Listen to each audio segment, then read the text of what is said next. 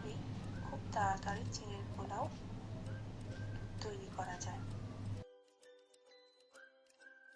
আর খেতেও খুব সুস্বাদু হয়।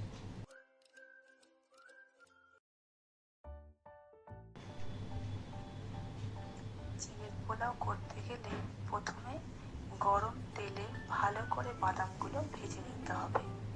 তারপর ছোট ছোট করে আলু কেটে তেলে আলুগুলো ভাজতে হবে আর পরিমাণ মতন নুন, হলুদ আর একটু লঙ্কা গুঁড়ো দিয়ে আলুগুলো ভালো করে নাড়তে হবে।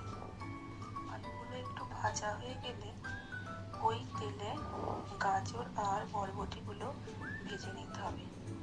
তারপর চিড়েগুলো ধুয়ে সবজির সাথে দিয়ে দিতে হবে।